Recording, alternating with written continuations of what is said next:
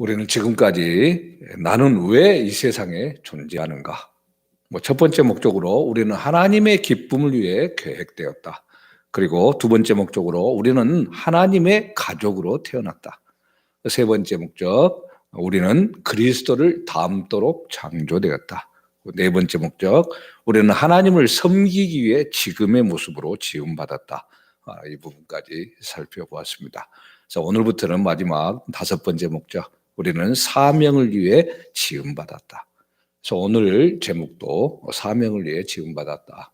이것이 되는데요. 다섯 번에 걸쳐서 살펴봅니다. 전체적인 내용은 교회의 기본에 충실한 삶의 내용과 같다고 말씀을 드렸습니다. 하나님, 그리고 우리가 존재하는 이유, 예배, 교육, 교제, 교육, 봉사, 선교, 이 다섯 가지를 살피는데 오늘은 선교적인 측면을 살피게 됩니다. 한동안 휘발유 기름값들이 엄청나게 올랐던 때가 있었습니다. 불과 몇 년 전인 것 같은데 2,000원 이렇게 돼서 정부에서 세금을 해주기도 하고 그랬잖아요. 지금도 이제 조금씩 살살 올라가 있어서 제주도가 그래도 전국에서 보면은 항상 기름값이 제일 비싸게 보이는데 지금 1,600 얼마 이렇게 되는데요.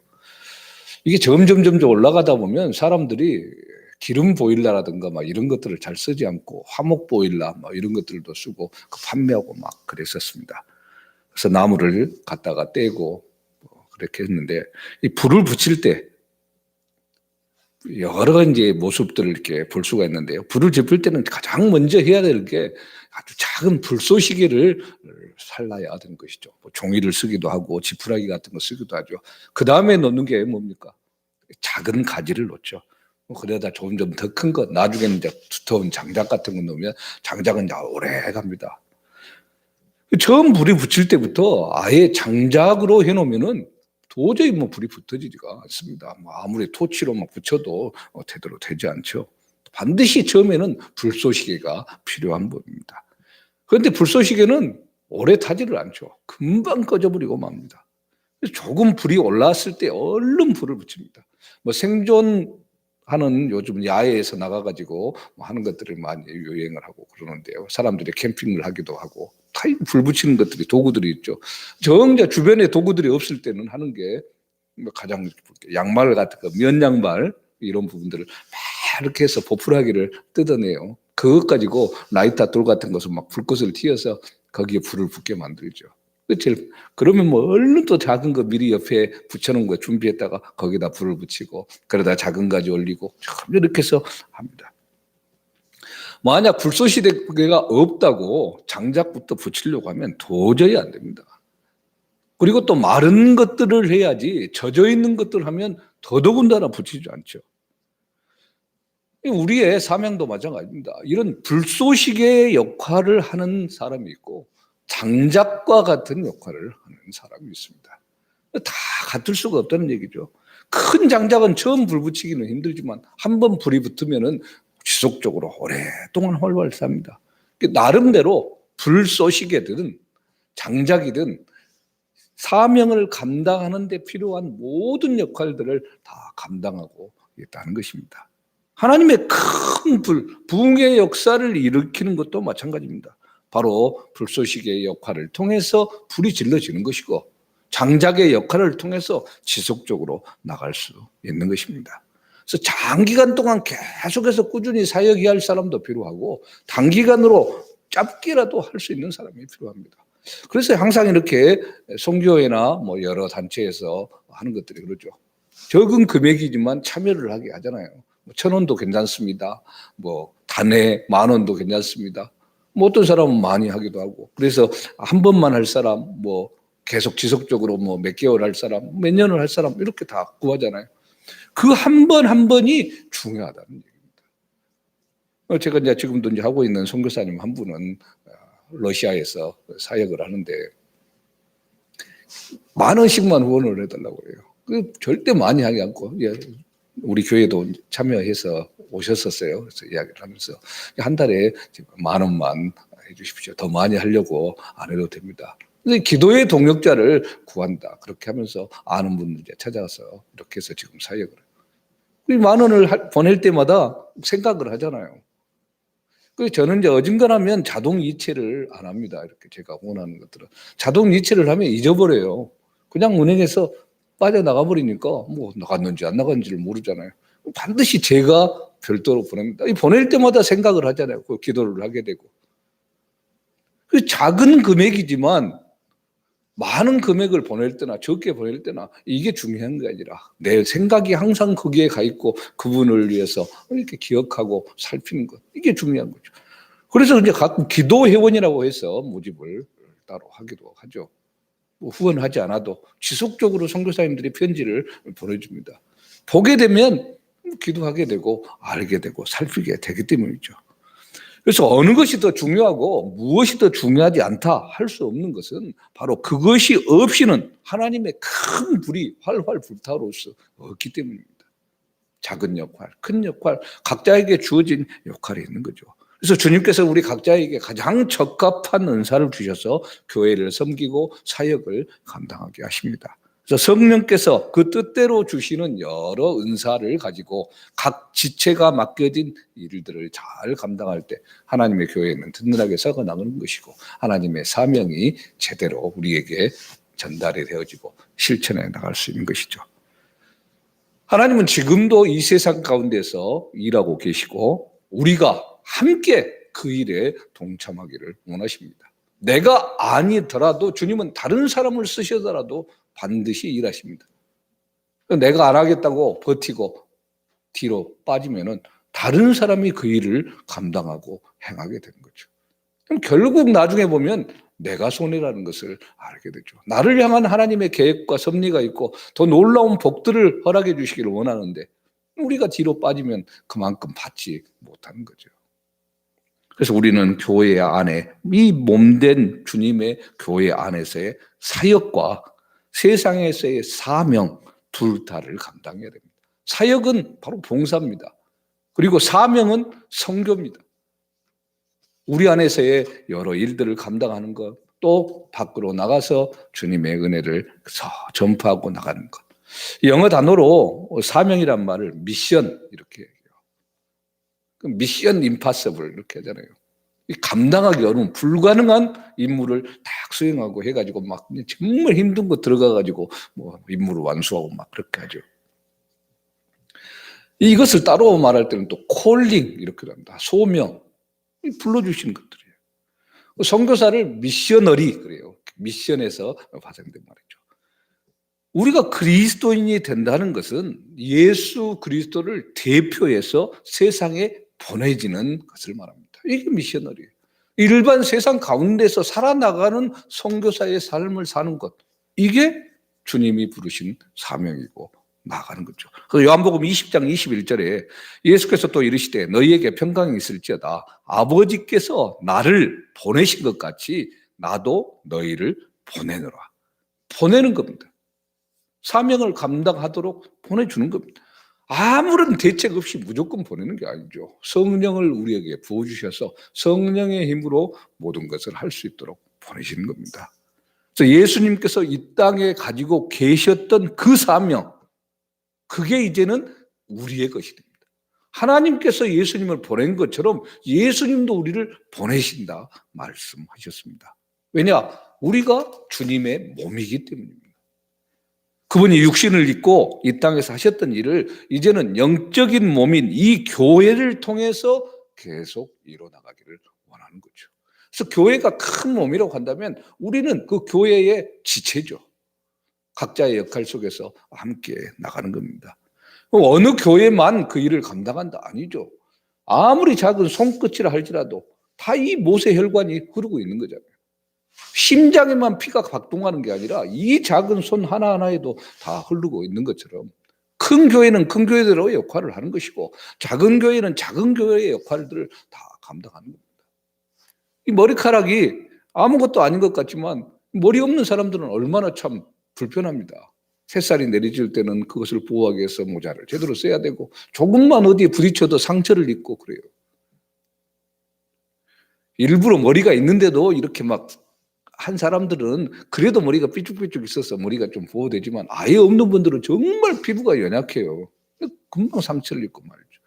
이 하찮게 보이는 이거 하나하나가 얼마나 좀 중요합니까? 하찮은 건 아니죠. 하나 씹는 데만 해도 돈이 얼만데.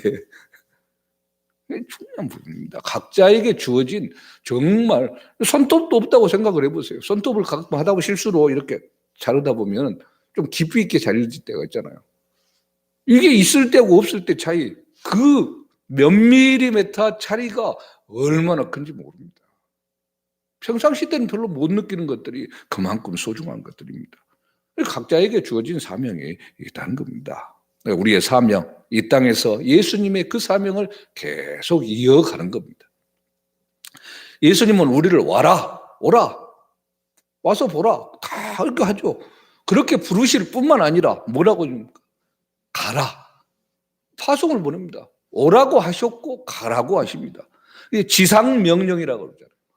이를 지자에 윗상자입니다. 최고의 높은 명령입니다. 이 땅에서의 명령이 아니라 목사와 선교사들 뿐만 아니라 예수님을 믿는 모든 그리스도인들에게 주는 말입니다. 그래서 우리의 사명이 너무나도 중요합니다. 그래서 마태복음, 마가복음, 누가복음, 요한복음, 사도행전 5가지 계속해서 반복해서 여러 방법으로 말씀하는데 마태복음 28장 오늘 읽었던 19절 20절 말씀에서도 이야기하죠. 그러므로 너희는 가서 모든 민족을 제자로 삼아 아버지와 아들과 성령의 이름으로 세례를 베풀고 내가 너희에게 분부한 모든 것을 가르쳐 지키게 하라. 볼지어다 내가 세상 끝날까지 너희와 항상 함께 있으리라 하시니라.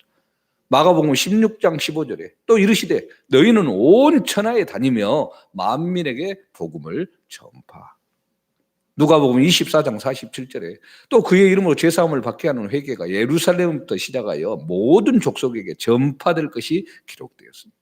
요한복음 20장 21절에 예수께서 또 이르시되 너희에게 평강이 있을지어다 아버지께서 나를 보내신 것 같이 나도 너희를 보내노라. 사도행전 1장 8절에 오직 성령이 너희에게 임하시면 너희가 권능을 받고 예루살렘과 온 유대와 사마리아와 땅끝까지 이르러 내 증인이 되리라 하시니 계속해서 말씀합니다. 그래서 우리는 말씀을 연구하면서 우리가 언제 어디서 왜 그리고 어떻게 이 사명을 감당해야 될 것인가 그것을 알아나가게 되는 겁니다. 그리고 우리의 사명 선택이 아닙니다. 내가 해도 되고 안 해도 되는 그게 아니라 하나님의 가족의 이론이라면 어느 누구다 해야 돼요. 이 작은 손가락 하나, 끄트머리 하나에 해당되는 위치에 있다 할지라도 피가 흐르게 해야 동상에 걸리지 않고 썩지 않고 유지해 나갈 수 있게 만든다 그 말입니다. 그 두 번째로 우리의 사명, 위대한 특권입니다. 무거운 책임이지만 하나님의 동역자로 함께 할 수 있게 그렇게 쓰임받은 엄청난 영광의 자리입니다. 그리스도의 대사입니다. 그 나라를 대표하며 나가는 겁니다. 그래서 달리 코로나 지금 19로 모든 교회들이 조심조심 하고 있는 이유가 뭡니까? 예수님을 대표하는 것이 되거든요. 단 한 명만 참 생겨도 복잡해지니까 그걸 조심해서 하는 거죠. 교회가 요거도 먹고 예수님이 요거도 먹으니까 우리가 더 살피고 조심하고 더 단속하고 막 그러죠. 하나님과 함께 일하는 것, 하나님을 대표하는 것, 이게 우리입니다. 하나님의 나라를 건설하는데 주님은 우리를 파트너로 불러주십니다. 큰 대형 건물이든 작은 건물을 세우든 수많은 사람들의 힘이 다 들어가야 되잖아요. 건축 재료를 만드는데도 얼마나 많은 사람이 들어가 있고 또 그 일을 함께 해 나가는데 이렇게 딱 조직이 돼 있잖아요. 목수팀 들어오고 전기팀 들어오고 다 하는 거.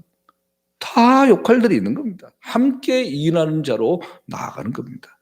예수님께서 우리를 구원해 주셨고 우리를 가족으로 맞아 주셨고 우리에게 성령을 주셨고 이 땅에서 하나님의 대사로 함께 나가는 겁니다. 그리고 또 세 번째로 영생 얻는 법, 이것을 소개해 나가는 겁니다. 얼마나 위대한 일인지 모릅니다. 영원한 생명의 자리에 설 수 있도록 전달해 주는 겁니다. 암 치료법, 지금 같은 코로나 치료법을 제대로 알고 백신을 제대로 개발하는 것. 만약 이것을 했는데 딱 숨기고 자기 회사만 제대로 뭘 하기 위해서 가격을 비싸게 부르고 이렇게 나가버리면 문제죠. 많잖아요. 공개하고 같이 치료해 나가고 이러는 게 중요한 부분이 되는 거다.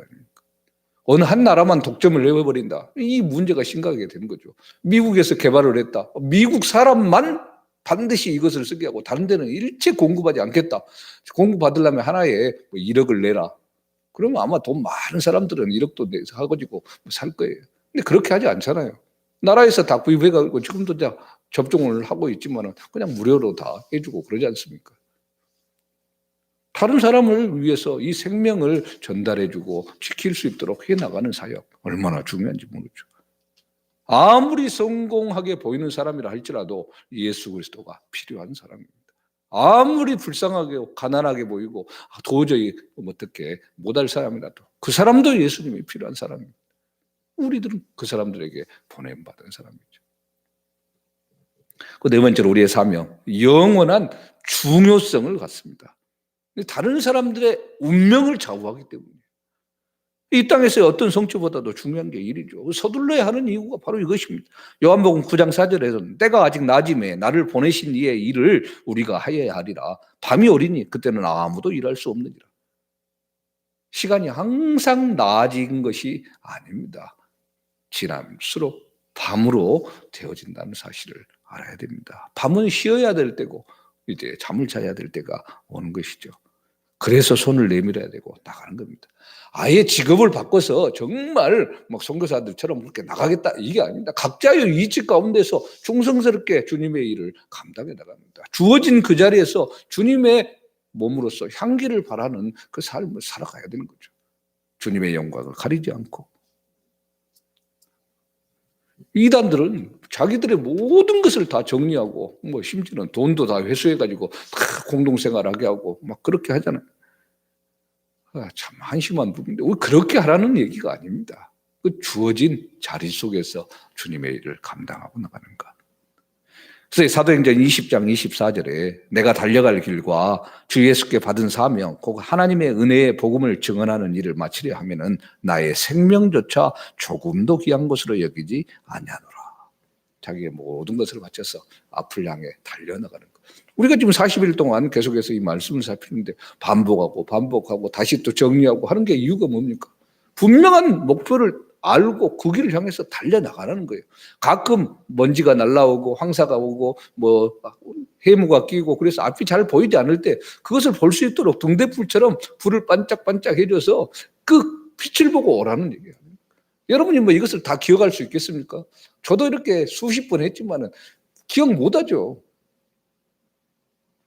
그러니 중간에 한번 불을 반짝반짝 해주는 게 있어야 생각을 하면서 그 길을 향해서 나아가는 거죠.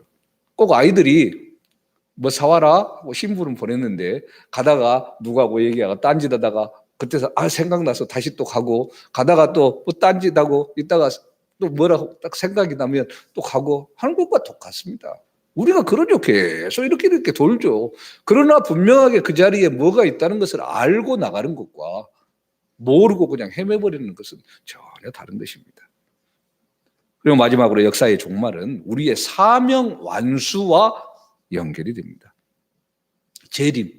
오늘 재림 찬양을 예수의 강림이 가까우다 이렇게 찬양을 했는데 이렇게 하기 위해서 바로 이 사명 완수와 연결이 되는 거예요.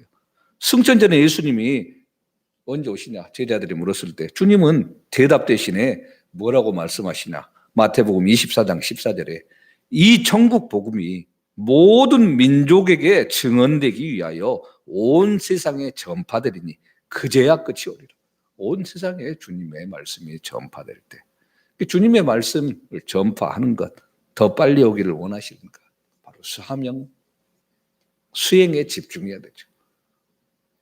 자, 그렇기 때문에 사명을 완수하기 위해서요, 우리 자신의 목표를 버리고 우리 삶에 대한 하나님의 계획을 받아들여야 됩니다. 나 혼자 계획 세우고 내가 이렇게 해서 돈을 벌면 이렇게 해서 집을 사고 이렇게 해서 더 좀 많아지고 그 다음에 이렇게 되면 선교해야지 이게 아니라 그 모든 것들을 내려놓고 하나님의 뜻이 무엇입니까? 하나님의 그 사역 안에서 내가 할 수 있는 이 일들을 다 해나가는 거죠. 지금 하지 않으면 앞으로도 할 수가 없습니다. 사람들은 항상 그 이야기를 하죠. 지금은 생활이 힘드니까 나중에 좀 더 여유가 되면 하겠습니다. 여유가 되면요, 여유롭다고 생각 안 합니다. 또 부족하다고 생각을 해요. 점 없을 때 정말 부족한 그 속에서도 해나가는 것. 그래야 더 채워질 수 있는 것이고 더 놀라운 은혜로 나갈 수 있는 겁니다. 대가를 지불하면서 사명에 헌신할 때 하나님의 더 크고 놀라운 은혜를 체험하고 더 채우시는 복을 누릴 수 있는 겁니다. 그래서 주님께서 내 원대로 마옵시고 아버지의 원대로 되기를 원합니다. 마지막 이 고난주간에 감난산에서 기도하셨던 그 기도, 그것을 우리가 늘 기억하면서 아버지의 원대로, 그러니까 아버지가 원하는 것은 우리가 행복하기를 원하는 거죠. 막 억지로 짐을 지어주고 막 날마다 징징거리고 울고 이렇게 하는 것을 원하는 게 아닙니다. 자꾸 그런 것을 부담스러워요. 내가 이게 참 사명을 받고 뭘 하게 되면 나의 모든 걸 다 포기하고 정말 힘들고 고난의 역경 속에서 그냥 죽어야만 되는 이런 것만 연상을 하는데 아닙니다.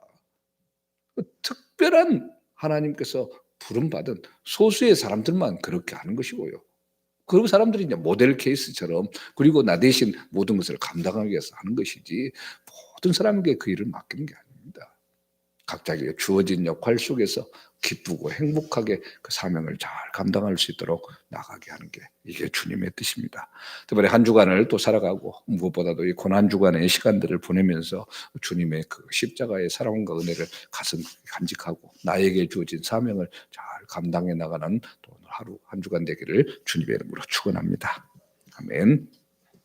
변함없는 은혜와 사랑으로 우리를 붙드시고 인도하시는 하나님, 우리를 통하여 하나님의 나라의 사역을 감당하고자 부르시고 또 가라고 말씀하시는 은혜를 감사합니다. 날마다 주어지는 삶의 현장 속에서 주님의 사역자로서 그 사명을 잘 감당할 수 있도록 주님 은혜 베풀어 주시고 성령의 크신 권능의 역사가 날마다 순간마다 우리와 함께하여 주시옵소서. 오늘 또 한 주간도 은혜 가운데 우리를 붙드실 것을 믿고 감사드리며 예수 그리스도 이름으로 기도합니다. 아멘. 하늘에 계신 우리 아버지의 이름을 거룩하게 하시며 아버지의 나라가 오게 하시며 아버지의 뜻이 하늘에서와 같이 땅에서도 이루어지게 하소서. 오늘 우리에게 일용할 양식을 주시고 우리에게 잘못한 사람을 용서하여 준 것 같이 우리 죄를 용서하여 주시고 우리를 시험에 빠지지 않게 하시고 악에서 구하소서. 나라와 권능과